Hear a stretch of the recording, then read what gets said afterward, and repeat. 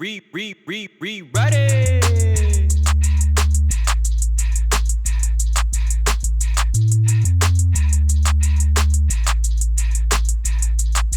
Check Monday, Wednesday, Friday, yeah, you know it's a go. Okay, I see they going off, but we gon' rewrite it though. That's right, Monday, Wednesday, Friday, yeah, you know it's a go. Okay, I see they going off, but we gon' rewrite it though. That's right, Monday, Wednesday, Friday, yeah, you know it's a go. Okay, I see they going off, but we gon' rewrite it though. I said Monday, Wednesday, Friday, yeah, you know it's a go. Okay, I see they going off, but we gon' rewrite it though.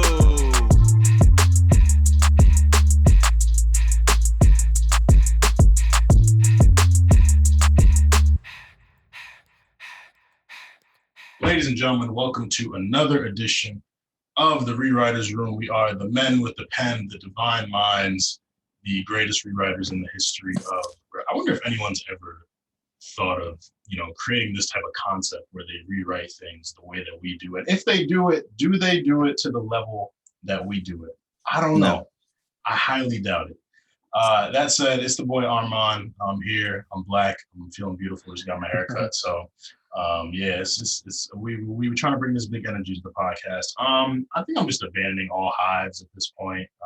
I'm just enjoying the product, trying to enjoy Monday Night Raw, very much so enjoying SmackDown. But yeah, I'm here, fellas. How y'all doing? Grizzled young veteran hive reporting for duty. Apologies. Grizzled young veteran hive reporting for duty. Soon to be recognized. Number one. That's the hive I'm right for now. I think what NXT's got going on the tag team is super exciting. So really into that. Very into NXT also not being on Wednesday. My God is an awesome God. And by my God, I mean Triple H, because he knows no bounds. But I've been doing good, just kind of coming off the WrestleMania high where you're just watching wrestling all the time. And so they kind of, you have to kind of slow drip back into it. Some people just do hair of the dog and just go straight through. I like to take a little bit of a break, Right. Not read everything and then kind of get slowly back into it as weeks trickle in. I like it. How you doing, CC? Oh man, how you living? What's good, y'all? It's the best rapper and producer in the whole wide world. God body, because I consume healthy products and do towel curls, benevolent servant to the earth and philanthropist. And every phrase that I say is the gym like amethyst. You could put any nigga next to me and dope ass women gonna look at that nigga like, whose man is this? I may talk a lot, but I only got one thing to say: love yourself and keep going. You are the world, so give all you can. Take care of your body, your people, and your land. What does Charlotte want? Because at least what's coming to me, my friend. At least with Batista, he said he wanted something. We didn't know what it was, but he made it clear that he want. Like Charlotte's saying that she wants something, but I don't know what the fuck. What does she want? I think she wants to fight for men's titles. She wants to be the GM. She wants to do everything. No, you nailed it. That's really what she wants. She really wants to be WWE champion. Like deep down, she feels like I could really take Drew. Like if I really needed to take Bobby, I could do it. Like I should be in that triple threat match. Like I think she deep down thinks that. Because honestly, if you're just talking about purely moveset, she has like a top 3 spear in the company. Her spear is better than Bobby's. No, her like spear straight is up. crazy. Her spear is way better than Bobby's. Like, It is. Bobby needs to retire the spear, honestly. Like it's not hitting. It's not hitting, especially with Roman doing it too. It's like yours just doesn't look as good on the pay-per-views. It's like I see your spear, then I see how it should be done. Like I honestly miss his original Dominator. Like when he first came into WWE and he would drop the dudes on their face. Like now he does the spin to the side joint. It don't, because Braun used to use that move too. So it's like, ew, like, I don't know. Like you gotta. No. And you remember when they first brought him back and he was doing that like vertical suplex? He would just hold him in the air for like 10 seconds. I'm like, bro, come on. Like, do you really can't think of anything better than that? It's like, why are you burying him? Why is he burying himself mid-match? What's going on? We already know you strong. You don't got to hold the dude in the air. Like, we see it. We see your muscles. Your muscles have muscles. Like, a vertical suplex is not getting the job done. It's like the jackhammer is right there. It's just right there. Like, just pull it over, Bobby. That would be fire. Honestly, I don't know how Goldberg feels about it. So I don't think anyone else has done that move. No. He plays a finisher, his NXT finisher, Big Bang Catastrophe was like similar to it, but it wasn't really it. I would love to see Bobby do that. I think that'd be really cool. So Bobby, hey, if you're listening to us, we're just here trying to consult for you for your moveset. Get it together, man, because you're WWE champion. The Hurt Lock is cool, but I feel like you need something better than that tired, half-hearted spear. That said, we're going to get into our pre-write, talk about some current storylines in WWE that we are enjoying or not enjoying. So, Cece, you have a very interesting comment here that I would love for you to expand upon. I know where this is going. Niggas, babies, children's, dogs, cats, birds of all kinds.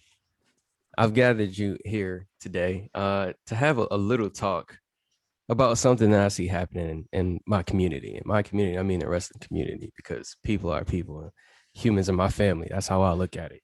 One particular human has just been disturbing my spirit very recently, and I know we're gonna get to this later, especially in the Patreon content. So make sure y'all stick around for that. It's a quick little plug. But you know, I know we're in a period where we're not really doing much right now. You know, we're not going crazy with the product, but that doesn't mean certain things have to fly. That doesn't mean we need to encourage a spirit that we just try to get rid of, that we saw peak on January 6th. You know what I mean? Doing in this very, very, very particular things, like changing your ring attire to have more American flags in it. You know what I mean? And then just generally just living your life. And I mean this, your wrestling life as well as your personal life, as a person who kind of just brings disturbance to the peace that's just around. I'm talking about you, Jaxson. Listen, here's what I want to say. That was a little over the top. Jaxson Ryker, like as a wrestler, like I actually kind of like fuck with you a little bit or whatever and shit like that. Some shit over there, blah blah, you know, whatever. But that is what it is. My thing is, for you personally, I didn't take the time to look your name up. I apologize for that. But sorry, the putting the American flag on your dick was kind of throwing my spirit off. I just didn't go and look over there. You know, that just, I don't know.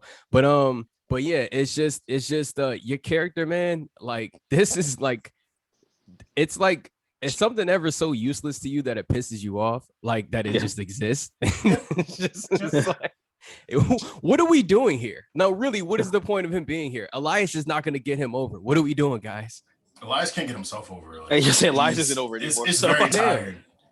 Like, and because once the crowd, like, it kind of got old once the crowd was already there anyway. But then, like, when the crowd's gone, it's just like, I mean, Mans was on break for the first part of the pandemic. You basically ain't seen him on TV because they didn't know how the fuck they was going to do that, or whatever. But now it's just like, now you got him trying to get his stuff back.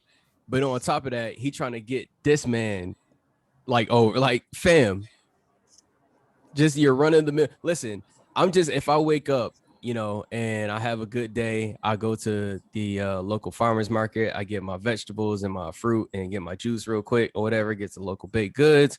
And then I come home, I take another shower before I go back out. I head to the local brewery around the corner, and my small, like, kind of like metropolitan, but like kind of rural, like city or whatever. I'm gonna see Jaxson Ryker, you know, with his friends or whatever. They're gonna be drinking like the worst IPAs like that there ever is to exist or whatever. And then like he's gonna be there with his, I can imagine, no offense, I can just imagine what his girlfriend looks like. You know, I'm just sitting, like, she's just sitting there, probably super useless too. And I'm just like, listen, this is a dime a dozen. You can't take a dime a dozen and just sell it as a dime a dozen. You got to put some shit on this nigga, bro. What is he doing?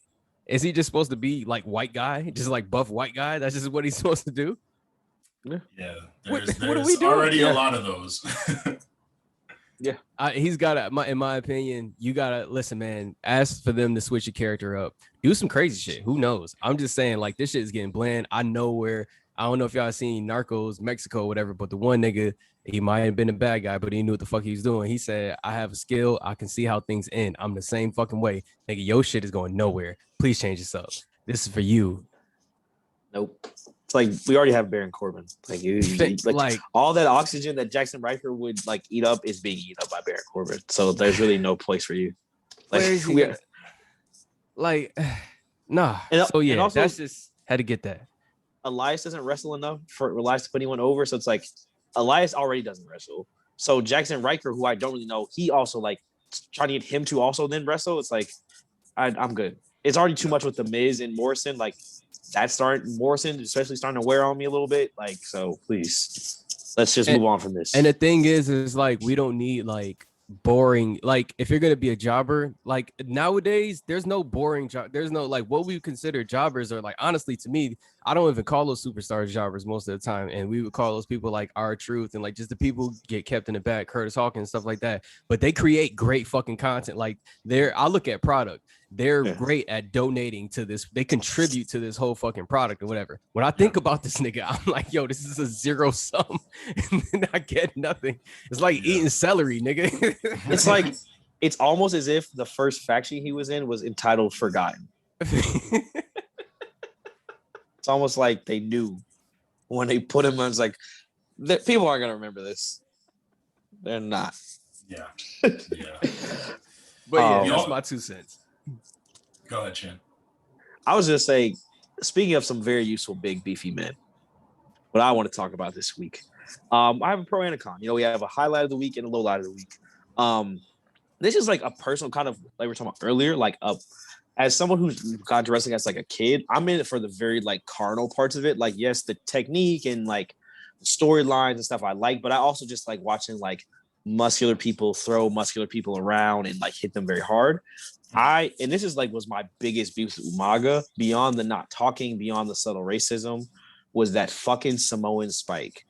I just never understood how that was a tough move. I never got how that could take out anyone of any type of stature. It's like, wouldn't it just jam his fucking thumb every time he did it? Like, that was my only thought. And so when he left, RIP, beyond his personal life, like, as a wrestler, I'm like, okay, I'm glad we're beyond that. Then Apollo Crews debuts Commander Aziz. I'm like, oh, big tall guy. I think his name originally was like Daba Kato. I think that was his actual like he was doing underground. I was like, he could work a little bit, big guy, dreads, ethnic adjacent. I like. And he comes up and does that fucking, they call it Nigerian nail, but that spike. And I just got so mad. I think that is such a weak finisher. Like, I just feel like there's so many moves. Like, no one's really doing the power bomb right now. Like, Walter does it. KO kind of does it now, but he does a stunner more often. No one's using that. Why is someone's finisher not a power bomb? Like, why is that not someone's finisher right now? Like, no one's doing the Uranagi. Like, you don't obviously have to do the rock bottom, but like Samoa Joe would do the Uranagi and Bray Wyatt where they would catch you and throw you down. But like, no one's really doing that right now. Why don't you pick up that finisher? Why? Like, I'm sure it wasn't all his choice, but like, that spike thumb finisher is just so weak to me, and I've never liked it. And I really hope they think of something better, even if it's just like a choke slam or something. I need something better, bro. No, you right. Like, because even like I was naming all the different kind of like things that can like. What about you? Like, you're just like your basic like slams, like your over the shoulder slams. Like, I feel like sometimes I have a lot of appreciation, and this is another reason why I like him or whatever. Because like, as much as you can like people don't like him, it's like certain things he sound at, he just has it down more than you do or whatever. Like Baron Corbin, like his deep six shit hits every time hits every single like, and he's a big guy, and he's like kind of a bigger guy, but like with him being that big, but also like just the whole like moves, point of the move being like, this guy is really, really big, has you up in the air, you're spinning, and now you're on the ground. Like, yes, even something like that is enough. Like, why can't he have that? I see where you're coming from. Yeah, it's just, I just feel like move sets are one of those things, especially finishers, where like they can really make or break a wrestler if done properly. Like, obviously, like someone like Stone Cold, The Rock, great wrestlers, but like part of their being iconic is the stunner, is the people's elbow, like that. Exactly. These finishers that you're doing at the house, the Hardy Boys, the Swanton Bomb. No one's Samoan spiking at the house. No one's doing that to their cousin. Like, that's weird. So that's my negative. My pro to other beefy men, Dio Madden, Dominic Dijakovic, T-Bar and Mace, whatever you want to call them, unmasked. I really hope.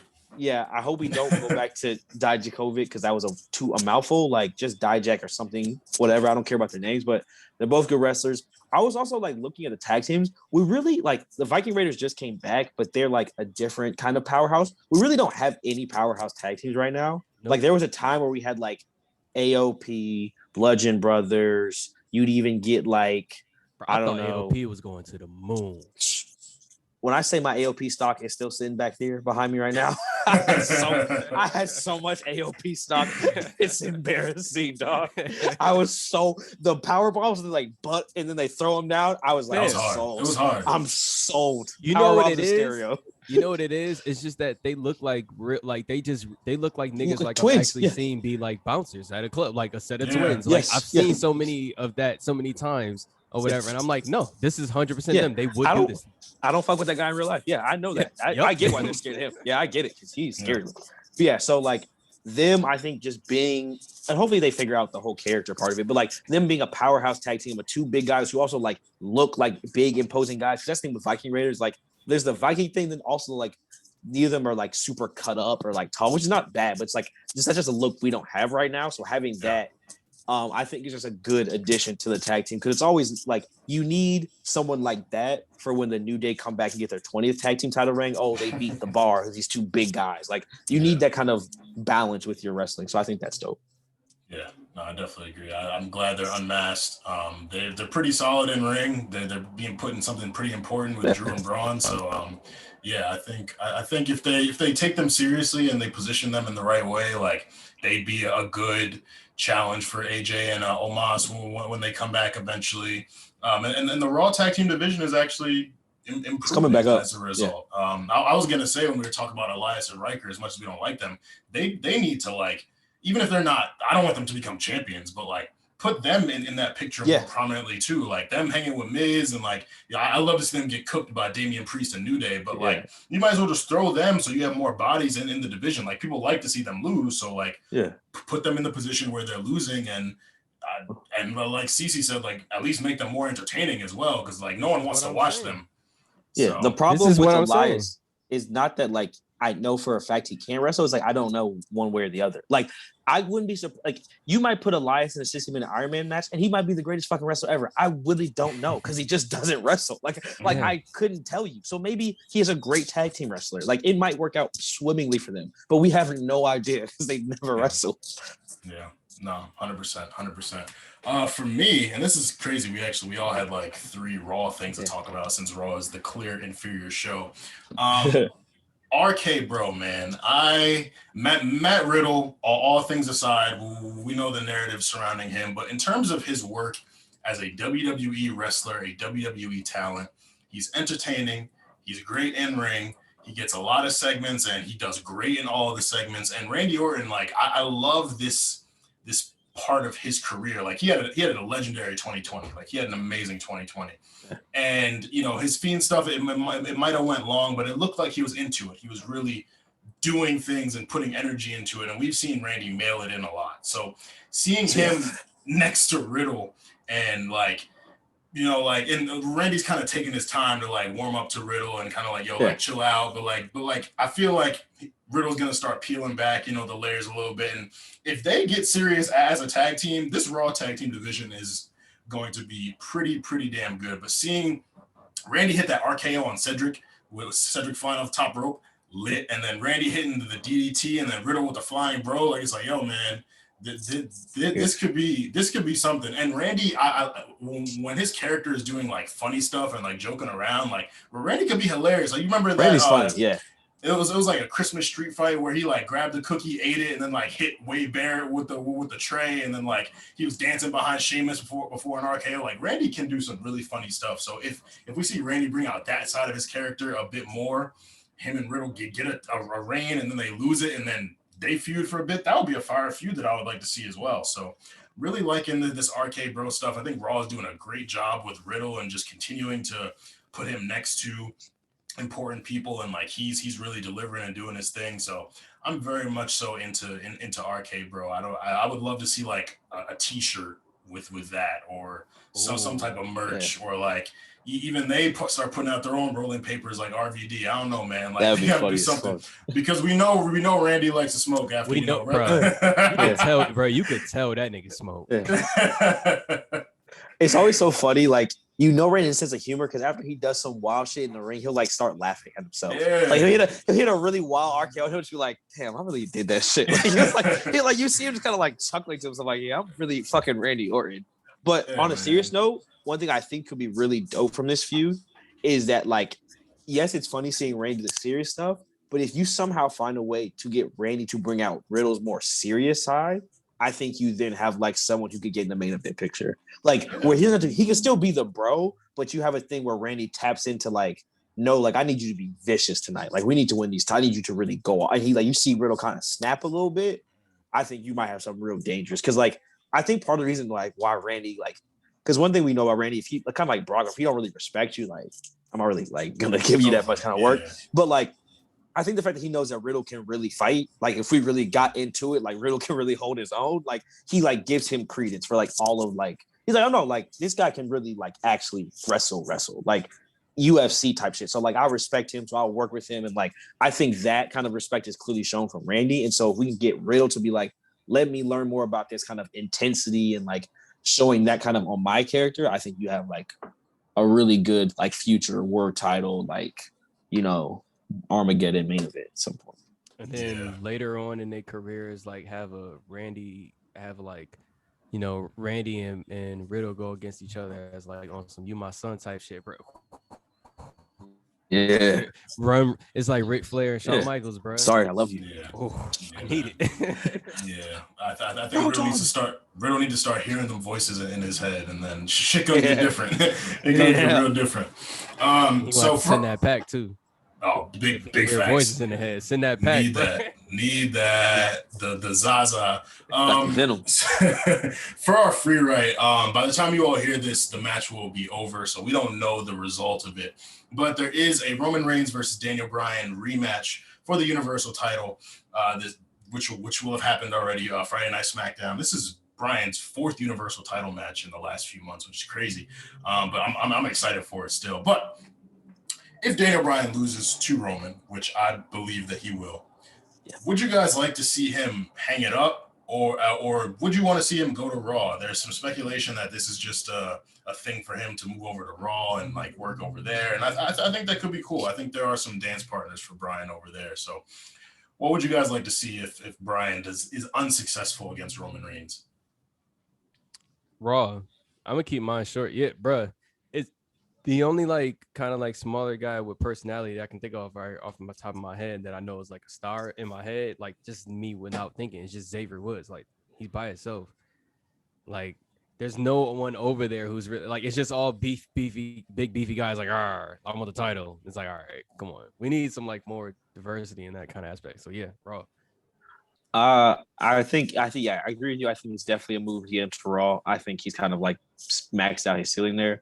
I think it would be a cute little feud. He shows up on Raw, faces Sheamus, you know, for the U.S. title, run that back, a little history. But what I think really needs to happen, like I think what the culture deserves, I think you somehow down the line could be SummerSlam, could be next year's Mania. No, I doubt it. No, that's not gonna happen. It'll be probably SummerSlam or maybe Royal Rumble.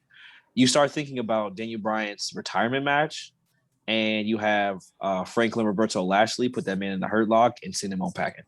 I think you really legitimize Bobby Lashley by you having him retire Daniel Bryan. Awesome, like, yes, movement, last shot, and then the match is a bloodbath, and Bobby Lashley like puts him in her lock and like kayfabe like hurts his neck so he can't wrestle anymore. And that's how you retire Daniel Bryan. And I think at that point you cement Bobby Lashley as a threat. So I think part of the problem now is that like we still don't know if Vince is really sold on Bobby, like, because Drew's still around, Brock hasn't come back. So we have it because, like, with Roman, we know now he's solidified. Like, he won the WrestleMania match, he's beaten Brock. Like, we know if Roman has a title, he might actually hold on to it. I don't know yet if Bobby is like a transitional, like, Braun Strowman type champion, or if he's like a guy who'll have a nice little run to him.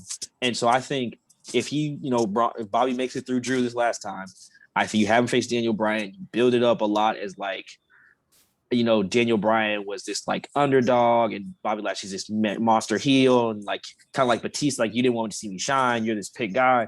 And then instead of having it be like this beautiful yes moment, you have honestly what you should do is you have him in the moment of doing like the yes chant, and then when he puts his hands up like that, Bobby just like catches him, like jumps up and catches him and then puts him out and like officially kills the yes movement. And that can be part of his tag, is that like the Hurt Business kill the yes movement, because this isn't about friends, this is about business. This is about making money. This is about titles. That moving shit is cute, but we don't do that here. And I think that's the best way. I think you send out Daniel Bryan. Obviously, he come back, whatever the fuck. But like, I think that's how you quote unquote retire Daniel Bryan for the culture. Hey, put that shit in my. Hey, I need that in my veins, nigga. Right now, I want to see that. That was crazy. I felt like I was watching a movie when you was talking. What the fuck? That was cold. People need it, bro. People need it. That. I do like that. For me, I'm thinking about it. The Miz is on Raw. We got a good we got 3 Bryan Miz matches in 2018, but I wouldn't be opposed to seeing it one more time. And like, imagine if I like the Bobby angle, but if Miz is somehow the one to retire Bryan in some way, my and like God. I don't think Bryan would ever do it because Bryan genuinely doesn't like him. I like the Miz. But I'm meltdown, dog. Bro. It would melt down Twitter. I don't know, man. I might want to see that, but I also think like I would like to see a match between Bryan and Morrison. I'd like to see Bryan versus Riddle. I wouldn't hate seeing Bryan versus Randy Orton again. Like there's a couple interesting people over there on Raw. Even like Damian Priest. Like I know Damian Priest has faced Bryan's face, but like seeing Damian Priest face off against Bryan and kind of like seeing him work, and Bryan's an incredible ring general, so I think he would help Priest a lot in some way. But I think I'd like to see him go to Raw too. Like I'm not ready for Bryan to leave. So yeah, I think I'd be cool with that Raw move. But we brought up Braun, and Braun is being positioned in a very, very interesting way. We saw this quick face turn. He beat Shane at WrestleMania. Him and Drew McIntyre are having that like face versus face tension right now, where we both want the same thing. I don't need your help. I'm good. Blah blah blah. Braun ends up beating Drew this past Monday. Thanks to interference from the Hurt Business and Mason T-Bar. And now Braun is in the triple threat match for the WWE title at WrestleMania Backlash. And I'm not gonna lie, I'm a little fearful that they might be going the Braun World Champion route again. Do you guys think there's a chance that Braun wins the WWE title this year? Absolutely not. I don't think Braun wins the WWE title ever again, honestly. I think he is purely in this match to take the pin. Like, I think it's like Kane made a lot of money doing this for a while. Big Show made a lot of money doing this for a while. Somebody's going to eat that pin. Someone's going to, and it can't be John Cena. So, Big Show. What are you doing, Paul? What are you doing? What are you doing this Sunday? Like, it's like I think he's purely a means to end to keep Drew looking strong and to keep Bobby with the title, or to keep Bobby looking strong, keep Drew with the title. Like, I think he is purely a medium to like delineate that, because obviously Vince has a strong soft spot in his heart for these big monster guys, but like you just see like he never really commits to them anything beyond like maybe you'll get a random Mark Henry title run here or there, but it's never anything longevity wise. So I think I wouldn't be surprised if he never wins one ever again, honestly.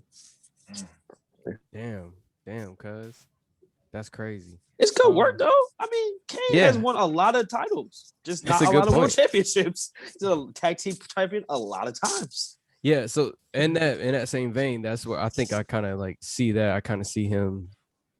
I see him not getting the title. Like I see it possibly happening, and I know it would be more of a transitional kind of thing. They wouldn't give him a run, which is why it would be pointless. So it would be great if it didn't happen. But in that same vein, like you can't have, now that the audience has seen the character express ambition, you can't have him not be ambitious out of nowhere or whatever. So he's gonna get something's gonna come out of this. So he's either gonna get something in like I think in a really really good personal feud with like a wrestler that can actually like kind of make his matches kind of be good, even if they're only like 10-11 minutes or whatever. Or he's gonna like get into some shit where like maybe he ends up in a really good tag team where like he switched over to fucking SmackDown and just takes the Intercontinental Champ. Like, you know what I mean? Like I feel like something's coming. It's just not like you said, Shannon. I do agree. It's not the top spot kind of thing. He just can't be. At some point, we all know that Dolph Ziggler and Braun will fight each other. They're destined for each other. I don't know if it'll be SmackDown or Raw, but at some point they'll find each other. Nigga, if Ziggler, Ziggler can zigzag that nigga, it's gonna happen. They'll find each other. They kindred I will spirits, take a shot right when that happens. If that happens, it'll happen. I don't know, man. Like, I feel like they don't want to end Bobby's reign so soon, but I just have this terrible nightmare in my head of Braun pinning Drew on Sunday. So Bobby doesn't take the pin. He doesn't actually lose the match, but he loses the title still. Like, I agree. I don't think Braun will be champion for long, but I feel like they would want, I feel like the way they built up Bobby, they would rather have Drew beat Braun for the title eventually than have Bobby lose to Drew. Yeah. Yeah. So, but then at the same time, it's like we've seen what they've done to Bobby. Like Bobby got powerbombed by Finn Balor at WrestleMania 35. So like, hey, stall my guy out, right? stall my guy out. All right. I just it was a demon. It was a demon. Yeah, I mean, it was the demon. It was incredible. I watched that match again recently, but like, I don't know, man. I just have this terrible feel like they, and you know, we've talked a lot. Braun is the improvement big man. Like he's there to make other people look good and be that mountain for someone to climb. But like, I don't know, man. Like I agree with you in the fact that I think that Bobby, with the way Bobby loses the title, will not be in a clean fashion to Drew. But I think that'll be reserved for like Money in the Bank or like some other type of chicanery that like gets the title off Bobby, then Drew can get it, and then someone else can get it back. Like I think it'll be like that type of scenario, almost like what happened with like the Miz, like the reverse of that, where like the Miz got the title and then Bobby got it from the Miz instead of like getting him directly from Drew. I think it'll be something like that, where it's like someone beats Bobby in some kind of weird way, and then that starts a feud over there, and then somehow Drew gets the title through like the Rumble or Elimination Chamber or some other type of thing, where it keeps them both strong. Kind of like Roman and Drew, how they're like being kept away from each other because that'll be a big like Mania match eventually. I think you want to keep Bobby and Drew away from each other as much as possible. Word. Well, our main event, ladies and gentlemen, our rewrite. We're talking about the big dog, the head of the table, the tribal chief, Joe. We're talking about the man himself, Roman Reigns. Just some background on Roman Reigns. From Pensacola, Florida, part of the legendary Anoa'i wrestling family, home to his father, Sika, his brother, the superhero Rosie. Shout out Rosie. I fucked with Rosie back in the day. Rosie and Hurricane were... What's it, 3-minute warning? Bro, we got 3 minutes and we're out of here. So entertaining. So hard. So entertaining. Shout out to them. And of course, his cousins, the Usos, Rikishi, Yokozuna, the late Umaga, RIP, the Tonga Kid, and Dwayne The Rock Johnson. Roman played college football for Georgia Tech, had some brief stints with the Minnesota Vikings and Jacksonville Jaguars before playing for the Edmonton Eskimos in the Canadian Football League. He retired, signed to the WWE in 2010, wrestled in FCW before debuting with The Shield in 2012. The Shield broke up in 2014 and Roman went solo. And when that man went solo, he went crazy. 3-time WWE champion, 2-time Universal champion, US champion, Intercontinental champion. When he was part of the Shield, he was a tag team champion. 2015 Royal Rumble winner, 2014 Superstar of the Year, tied the WWE record for the most eliminations in a Survivor Series match with 4 in 2013, held the record for most Rumble eliminations in 2014 with 12. And on top of that, he's one of the most important Royal Rumble competitors of the 2010s, being in the final 2 in 2014, 2015, where he won, 2017, losing to Randy Orton, 2018, losing to Shinsuke, and then 2020, losing to Drew McIntyre. He's the 28th Triple Crown champion, 17th Grand Slam champion, 5-time WrestleMania main eventing 31, 32, 33, 34, and then most recent one, 37.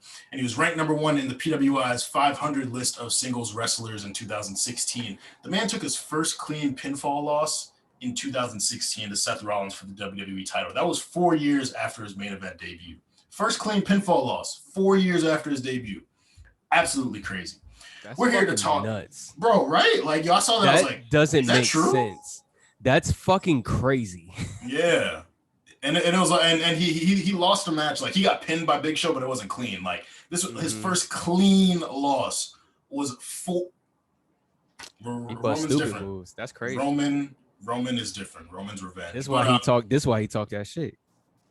He backs it up. Like it is what it is. But we're here to talk about 2018, which was a happy time for Roman fans up until it became a sad time. So WrestleMania 34, we talked about the main event a couple episodes ago. Brock Lesnar, very weird match. Roman got his ass beat, lost. And then they went to the greatest Royal Rumble, had a cage match. Roman speared Brock through the cage, and apparently Brock fell first, so Brock kept the title. What a botch. What a botch. Absolutely insane. We work our way to SummerSlam 2018. Roman Reigns defeats Bobby Lashley to earn the #1 contendership. And so we see Roman and Brock in the ring, and then Braun Strowman pulls up with his Money in the Bank briefcase, and he's like, hey, it doesn't matter who wins. The winner is going to get these hands. I'm going to cash in, become the Universal Champion, blah, blah, blah. Braun distracts Brock. Brock and Braun are fighting outside the ring. Braun gets his ass whooped by that briefcase. Brock with was a chair. Brock was getting to it with that chair too, and the briefcase was getting Brock really don't like Braun. Like I genuinely believe he does not like Braun at all. Like at all. You remember, and this is skipping ahead, but their title match at Crown Jewel, Brock F5'd him out of the ring. Like just you don't fuck with him. Threw him over the top rope. That's some disrespectful shit to do to a nigga that large. That's crazy. Yeah, Gravity, like, dog. Gravity.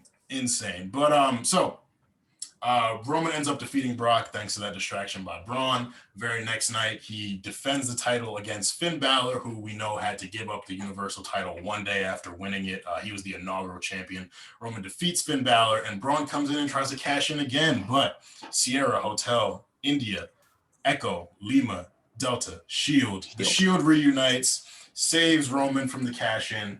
And then the next week, Braun pulls up. He's like, "Oh, I'm not gonna try to cash in again because your boys are just gonna come help you. So I'll see you at Hell in a Cell." So he's another one who calls his shot, cashes in at the next pay-per-view. But prior to that, Dolph Ziggler and Drew McIntyre come out. They're like, "Oh man, you guys are the top of the WWE. This means we got to fight you." So Roman and Braun team up to face Dolph and Drew.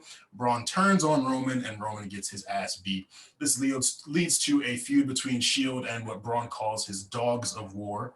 Very funny name, terrible name, honestly. It's funny because Dolph Ziggler's current tag team is Dirty Dogs. Dirty Dogs. Yeah. What is it with dogs? Okay. There's definitely a consistent theme with Dolph's career. Dolph is a dog, I guess. I don't know. Yeah. But yeah, so the Shield feuds with Braun, Drew McIntyre, and Dolph Ziggler. They have multiple 6-man tag matches, including one at Super Showdown. And we started to see a little cracks in the Shield. Dean Ambrose wasn't seeming very happy with what was going on. Seth was the Intercontinental Champion. Roman was the Universal Champion. And Dean was just the lunatic who was just, helping them out, winning matches for them.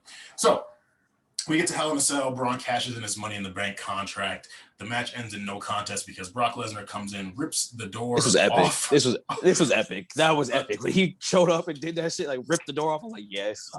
I was like, this shit really happened. Was he supposed to do this? Lord knows, but the man came in with the beard. He was looking scruffy, ripped the door. He was beating them up with parts of the table. Like Brock was absolutely wilding. He was tripping.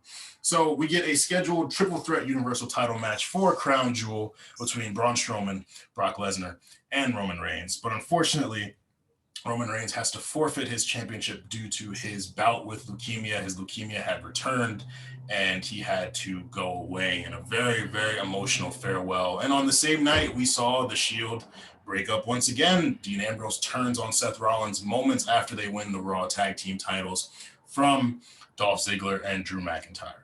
So our rewrite is talking about what happens if Roman doesn't have to give up the title. So my first question for y'all, the triple threat match between Braun, Brock, and Roman. How does it go? Who wins and who takes the pinfall or the submission or whatever? I personally think, and this might be an unpopular opinion, I think Brock still wins.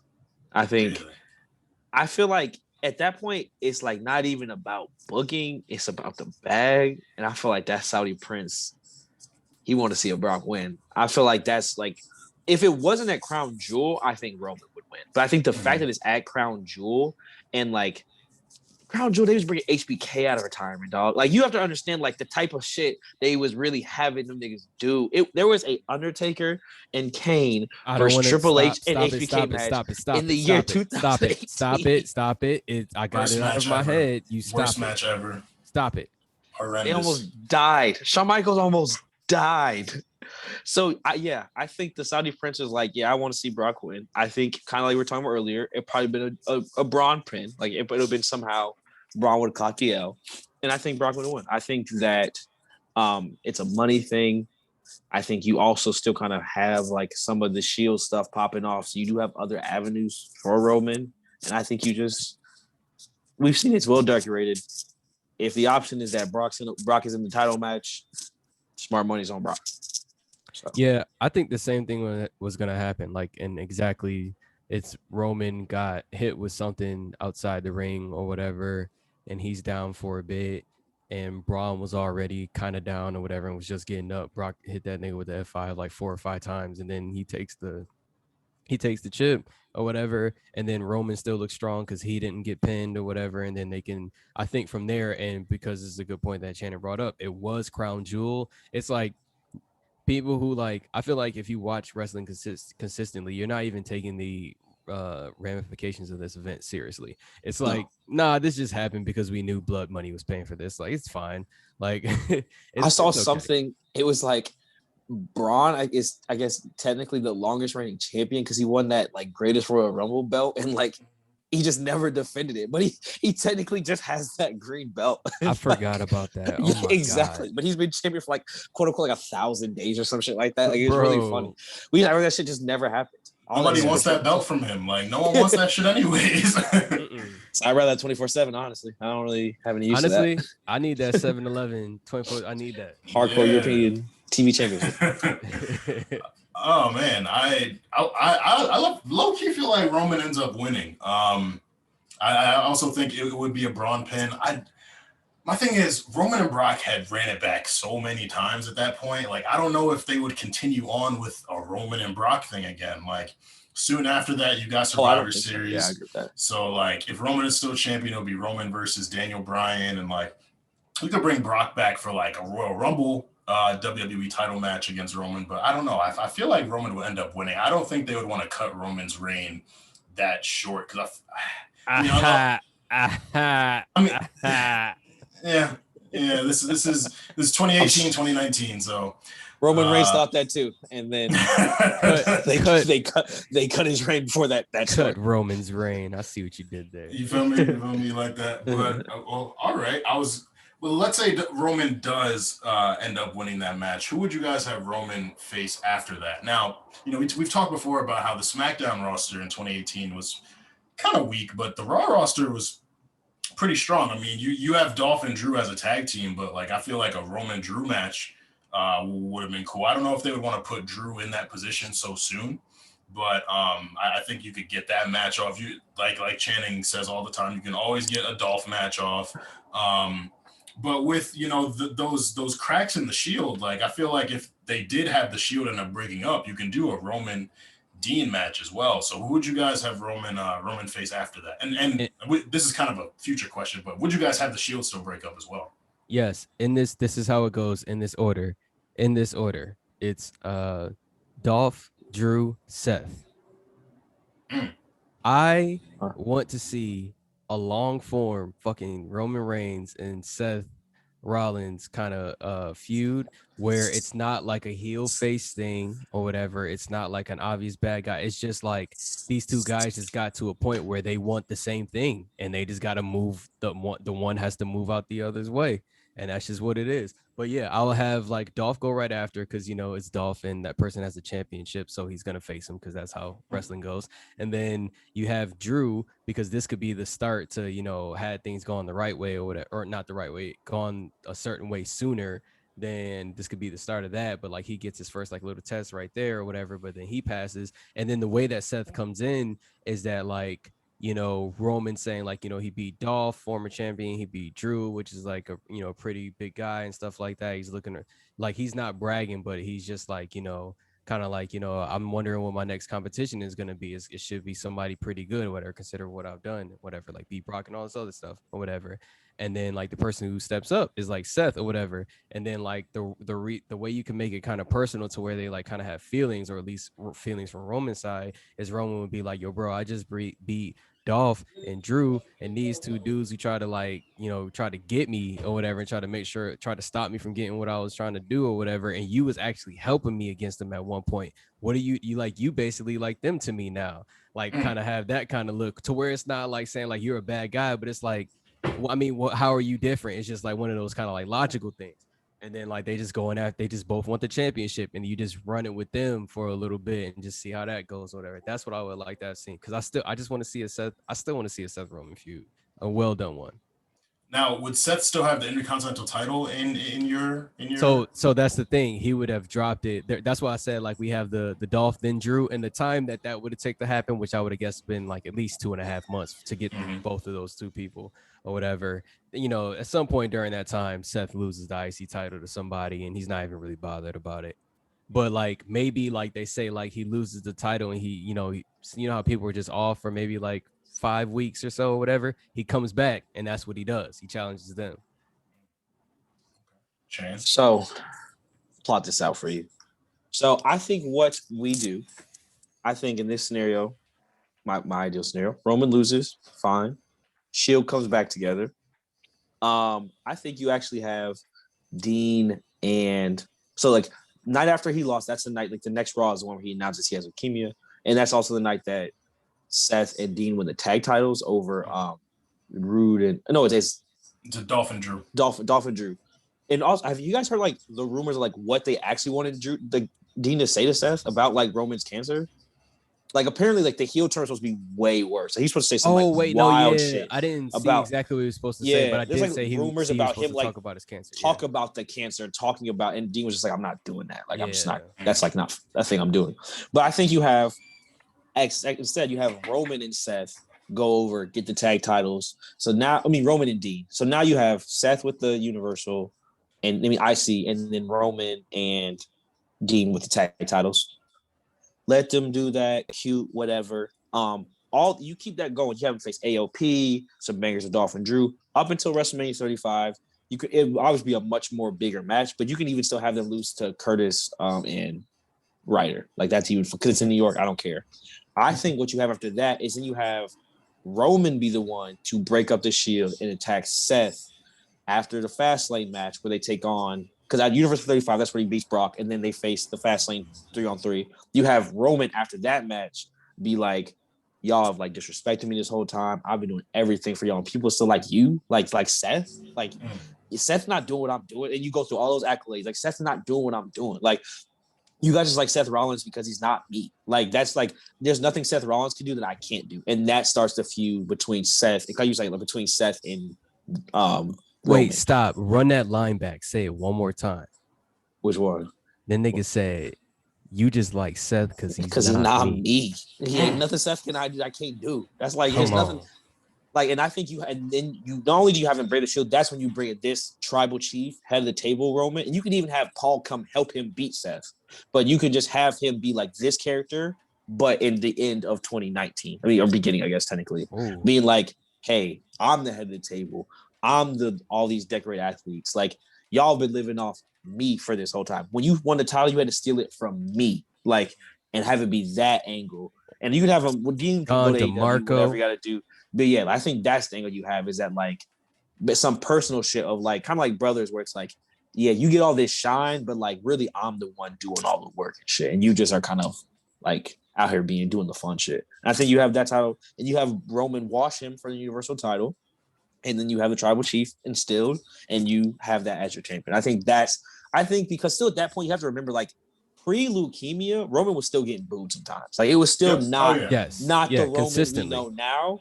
And so, like, when he came back from cancer, obviously people weren't booing him. So there's a lot of, like, kind of goodwill in that. And then he also was wrestling well, and I think kind of built up. But, like, I think to get to that point, like, unfortunately, not to be like speak lightly of it, but like without the leukemia, you need to have a sharp turn. He needs to do something interesting beyond just like winning the title. And so I think having him be the one that breaks up the Shield, the one who you think is like the most committed to the idea of the Shield, having him be the one to break it up, I think is now interesting. And you know what? As a byproduct, you keep Dean's character fresh for a little while longer because he gets to be a straight up fit. Like the crowd gets to like just absolutely want to root for him because he's a guy who got screwed over, and then they already like to root for him as an underdog. And with the size difference, you know, they're gonna have some matches here and there.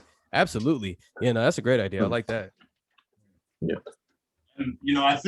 and I think this will be cool too because if you remember, when Seth and Dean were feuding over the IC title, they just threw Bobby Lashley in there.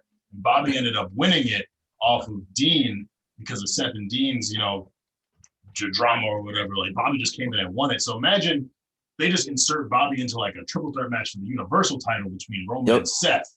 Yep. Now we're cooking because like Bobby's another superstar who I would have liked to see Roman defend the title against. Like, he beat Bobby to face Brock at SummerSlam. So Bobby had, you know, like something worthy of being like, yo, like, yeah, like I'm trying to come get that off you. Like, let's run this. So you insert Bobby into it somehow, or you have like a singles match between like Seth and Bobby while the Shield's still together, and like Seth gets whooped and he's like, yo, yeah, where were y'all at? Y'all were supposed to help me. And then like Roman's like big headed at this point, like carry your own work. Yeah, your own work, bro. Like, yeah, I'll be Bobby. Why can't you? Yeah, exactly. I mean, shit, you could even do a fatal four-way and throw Dean in there, because WWE likes to do those things where they'll have a tag team in a fatal four-way match, like facing each other. Like, there was like the Rated RKO, Shawn Michaels, John Cena fatal four-way, or there was like that one year where they did those 2 triple threat matches with there's the DX one. Yeah, John Cena versus DX, and then Undertaker versus Jericho. Like, just to throw Dean in there for the hell of it. And I think that would be great for Bobby as well, even if he doesn't win, like just having him in that picture, because he didn't get a world title opportunity until 2020 against Drew at Backlash. Like, he was dancing around the IC title, feuding with Braun, blah, blah, blah. But I think you throw him in there with Roman, Seth, and Dean, and kind of have him be part of what breaks the Shield up, or shit, even you go all the way, like the Dogs of War, you can have Bobby working with them, like. But rather than that Bobby, Drew, Baron Corbin thing, which was actually all right. Like, I actually like them as a show. But if you have like Dogs of War, Shield, and then like Shield beats them at Super Showdown, and then, you know, they have another 6-man tag match, and then Bobby comes out and just like cooks the Shield entirely and helps them, like that could also be really cool. Yeah. I like that.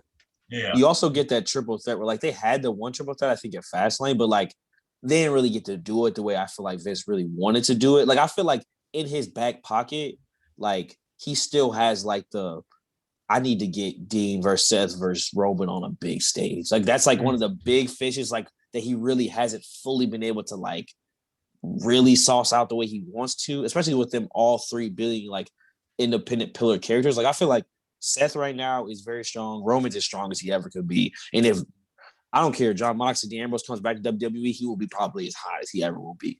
And so I think if you somehow can corral all that within the 3-month span to put them in a triple threat match for, even if it's not even for a title, also just like who's the best member of the Shield shit, you're printing money at that point. Yeah, I'm going to that show. Yeah, you print. I'm going to that show. That's how that's gonna go. Give him time, and that's like one of the best matches of the year.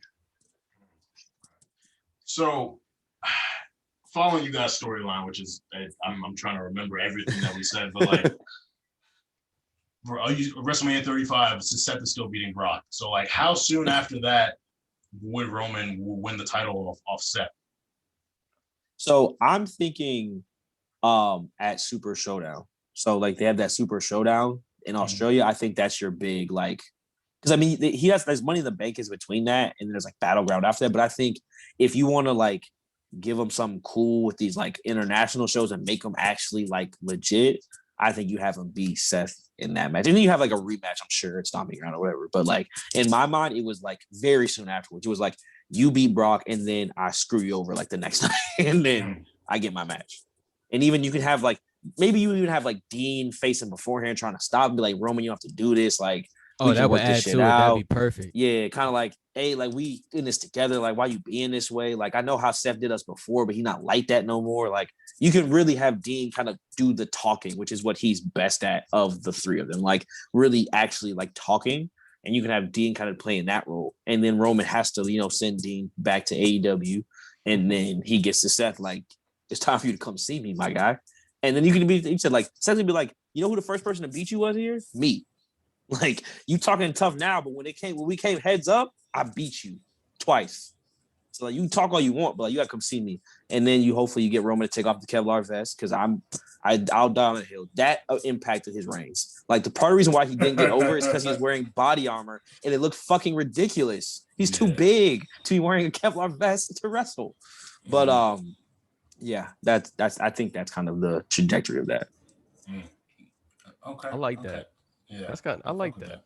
I fuck with that. And because, like, you know, it was clear, the world knows, like, right around 2014 when Roman went solo, they were making him the face of the company. They were doing their best to make him face of the company. He beat John Cena in 2017, won the Royal Rumble, had The Rock come out and help him, main evented a bunch of different WrestleManias. Like, there was just so much going on. Like you know, CM Punk said it in a very sour tone, but like, make Roman look strong was a very, very real thing.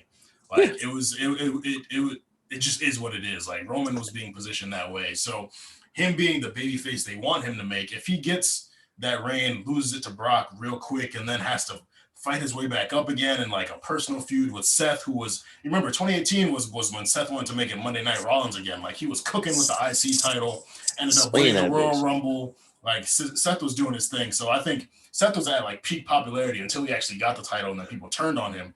But I think having Seth be champ and then having Roman have to fight his way up and like fight his mans, and it being a real personal thing, and like Dean being the voice of reason, because I was happy seeing the Shield reunite, but people were like, like, this is like the third time in like 2 years that the Shield is reuniting. Like, yo, what are they going to do? Like, what's going on? So if you have Roman be the reason that they break up this time, him being big-headed, Seth being cocky on his run, and then Dean kind of shifting from the lunatic to the guy trying to help other guys acting like lunatics, like this makes things a lot more interesting. So I like that. Damn. Yeah. Man, niggas cooking tonight. God, because he's like, I'm the lunatic, but I'm the only one making sense. Like, y'all are being ridiculous. Like, you can have him be that. Like, he's crazy, but it's like, y'all are being crazier fuck than me. everything, nigga. You didn't set like 6 bars on this shit. When you want me to produce your shit, bro? I felt a word when I saw this outline. I was like, because I've always felt this way about Roman. Like, the current character of Roman is just so powerful. It's such a good character. It's like, if we could have somehow gotten this sooner, like what they wanted from him, he could have been like, he's like, that's the only not good thing about it, is that it's this late. That's the only not good thing about it. No crowds. Like, I think if you would have seen, if he would have returned the way he returned and speared Braun and the Fiend with crowd, with the pull up and wreck shirt, with the chompers and the gold fist. Like, when people see that, like we saw it at Mania, but when people really get to feel that, I think it'll be even bigger than it is now. Like, I'm talking like Today Show shit. Like, like, he'll be such a popular star because like the presence he has. Like, when they see him in 8K, like, just the presence that Roman now has is something you can't recreate. You can't write that. If COVID wouldn't have happened, this nigga would have been in one of these movies by like that's coming out by now. Like, he would have been to the moon. It would have been gone. He'd be in Suicide Squad for sure. And honestly, I think back to it, like, I've been watching a lot of not old wrestling, but more recent older matches, and like when Reigns was feuding with Corbin, he and Corbin had like 3 different matches, like, and Roman's always kind of been like one of those faces with an edge, like, I do what I want, I'm badass type stuff, but like the type of stuff he was saying and doing and just his aggression, I felt that heel edge coming. And then when he pulled up on Goldberg and said, I'm next, and just like the promos he was cutting, like, I'm the workhorse, I've been busting my ass, like, I'm gonna whoop Goldberg's ass, all this. I was like, he's talking, and like, well, we love Roman, but the seeds are being planted here. So I honestly think if he would have beat Goldberg at WrestleMania, we would have seen Tribal Chief the very next SmackDown. Like, I feel like he would have shifted immediately to that. Like, yo, I just beat Goldberg, the guy who beat the Fiend. Like, yeah, like this is my island now. Like, I'm about to really start claiming this shit and like be the guy who you guys have wanted me to be for a while, but the guy that I also know that I am. Right.